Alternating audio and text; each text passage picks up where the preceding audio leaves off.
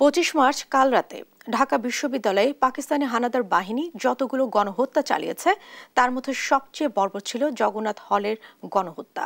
তাই প্রতি বছর দিনটিকে গভীর শ্রদ্ধার সাথে স্মরণ করে বিশ্ববিদ্যালয়ের শিক্ষক শিক্ষার্থীরা। মঙ্গলবার রাতে গণহত্যার শিকার মানুষের স্মরণে গণসমাধিস্থলে ছুটে আসেন শহীদ পরিবারের সদস্য ও সাধারণ শিক্ষার্থীরা।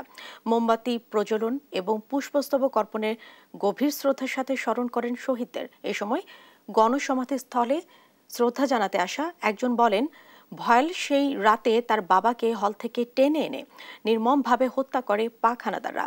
25 মার্চ কাল রাতে ঢাকা বিশ্ববিদ্যালয়ের জগন্নাথ হলে ঠিক কতজন শহীদ হয়েছেন তা এখনো অজানা।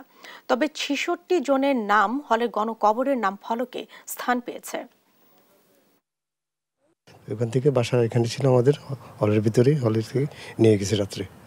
বাবা দাদাকে নিয়ে গেছে, আবার ওর ভাইও ছিল, ভাইকে নিয়ে গেছে। আমাদের সম্মানিত শিক্ষক এবং ছাত্রছাত্রীরা এসে মোমবাতি প্রজ্বলন করে তাদের স্মৃতি রক্ষার জন্য তারা এখানে এসেছেন এবং তাদেরকে স্মৃতির মাধ্যমে বা স্মরণ করার মাধ্যমে তাদেরকে মনে করার চেষ্টা করেছেন।